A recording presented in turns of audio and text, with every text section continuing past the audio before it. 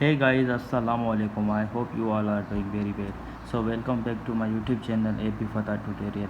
So today we are here and we discuss that our topic is international law. International law. International law. Today we discuss in our lecture international law, and we also discuss in international law today the nature of international law, nature of international law and its scope, and also we discuss in our lecture its definition. First of all we discuss what is international law. So international law क्या है? तो first world war के बाद क्योंकि first world war के बाद बहुत ज़्यादा तबाही हो चुकी थी, क्योंकि कोई मुल्क हर कोई अपनी अपनी चला रहा था, क्योंकि फ़र्स्ट वर्ल्ड वार के बाद बहुत ज़्यादा तबाही हुई थी और बहुत ज़्यादा लोग जो है मुतासर हुए थे।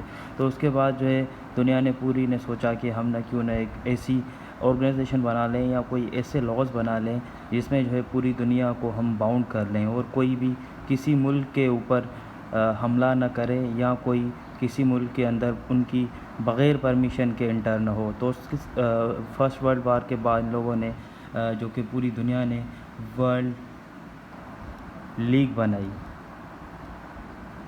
बनाई जिनका हेड क्वार्टर था वो स्विट्ज़रलैंड में था।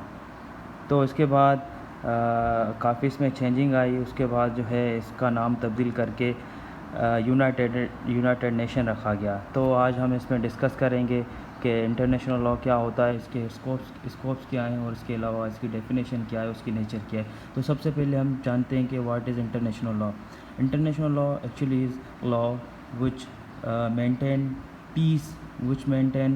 peace and security, and it also provide protection mean कि एक मुल्क दूसरे मुल्क की प्रोटेक्शन करेगा। It mean no one violate the laws, के मतलब कोई भी बगैर किसी के परमिशन के किसी की मुल्क में घुस नहीं सकता, ना ही उसके कोई रूल्स को, ना ही उसकी सॉवरेनिटी को, उनकी जो ताकत है उसको पामाल नहीं कर सकता। तो इट इज़ द लॉज। तो लॉज जो मैं सबसे पहले आपको बताना चाहूँ कि लॉज दो किस्म के होते हैं। एक लॉ होते हैं इंटरनेशनल लॉज जो कि मुल्क की सतह पे होते हैं, जिसमें इंटरनेशनल लेवल के जो भी लॉज होते हैं वो होते हैं। और इसके अलावा दूसरे होते हैं प्राइवेट लॉज।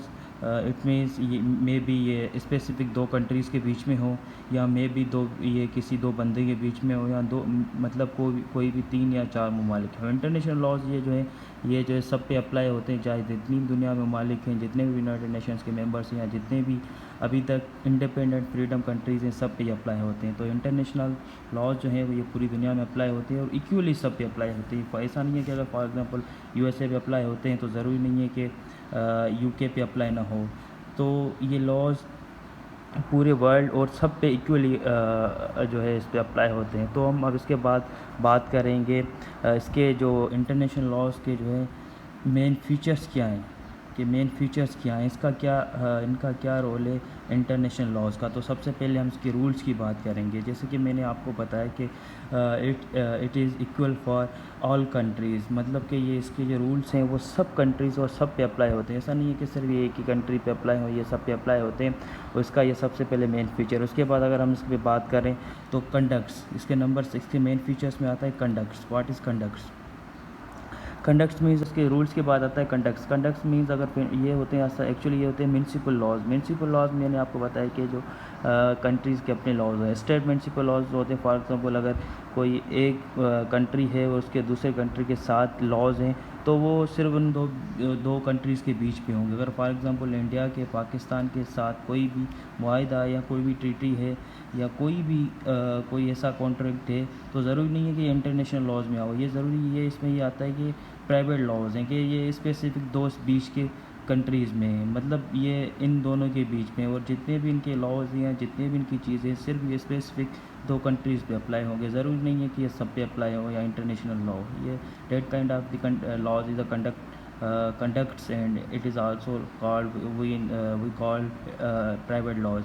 तो उसके बाद आता है नंबर 3 पर, नंबर 3 पे आता है कि मेंटेन पीस एंड सिक्योरिटी. तो I was also discussed the main purpose of the international law is to maintain the peace, check and balance and security. ये फिर जैसे कि मैंने आपको रेफरेंस दिया कि फ़र्स्ट वर्ल्ड वार के बाद जो है दुनिया में बहुत ज़्यादा अफरा तफरी मच गई थी, क्योंकि कोई भी मुल्क दूसरे मुल्क पे बआसानी अटैक कर रहा था. तो उसके बाद इन लोगों ने इंटरनेशनल लॉज बनाए और यूनाइटेड नेशन बनाई और वर्ल्ड लीग बनाई. तो इसका मेन पर्पस होता है कि मेंटेन पीस एंड सिक्योरिटी, के अगर उसकी जो सिक्योरिटी है इसको मेंटेन करे और पीस को मेंटेन करे.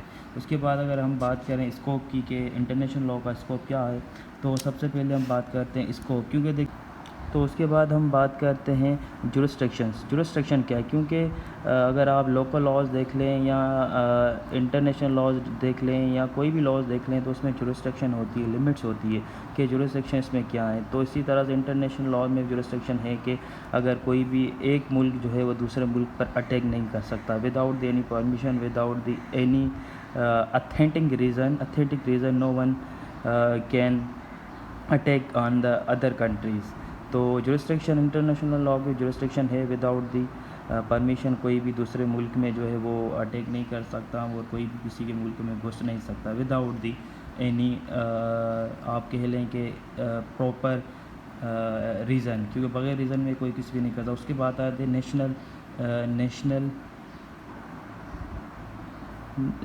National principles.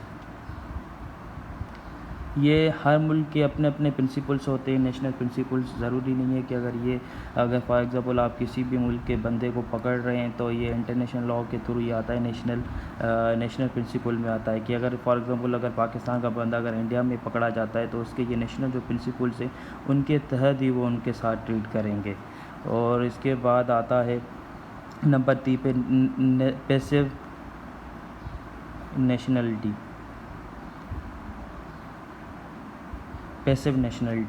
और पैसिव इसमें ये आता है कि जिसमें मैंने आपको बताया कि नेशनल प्रिंसिपल्स में ये आता है कि जो प्रिंसिपल के लॉज आते हैं वो जो पैसिव नेशनलिटी में आती है. अगर फॉर एग्जांपल कोई भी किसी भी मुल्क का बंदा अगर किसी भी मुल्क में पकड़ा जाता है तो वो ज़रूरी नहीं है कि वो नेशनल प्रिंसिपल में है, और इस पर ये कि ज़रूरी नहीं कि नेशनल प्रिंसिपल में आए. तो पैसे में ये इंडिविजुअल भी हो सकता है, कोई अकेला भी बंदा हो सकता है, ये कोई कोऑपरेटिव भी हो सकती है या कोई कंपनी भी हो सकती है, या उसके अलावा कोई 3 से 4 बंदे या 6 से कोई भी हो सकते हैं. तो ज़रूरी नहीं है कि सिर्फ ये 1 या 2 बंदा हो, इसमें काफ़ी सारे बंदे आ सकते हैं. So today this one is. तो आज का ये हमारा टॉपिक, तो उम्मीद करता हूँ कि आपको ये समझ में आया होगा. इंटरनेशनल लॉ का सिर्फ और सिर्फ मकसद ये है, बेसिक मकसद ये है, उसका स्कोप यही है कि to maintain the peace in the society, in the world, in the countries. So जैसे हम लोकल लॉज पढ़ते हैं तो वो सिर्फ लोकली अप्लाई होते हैं. International laws apply over all the world. जितने भी इसमें ममालिक हैं सब पे इक्वली बेस्ड पर ये सारे लॉज अप्लाई होते हैं. So thank you so much for watching my lecture, and thank you so much for watching my this lecture, and inshallah we will meet again with another new video. Thank you so much. Take care. Allah Hafiz.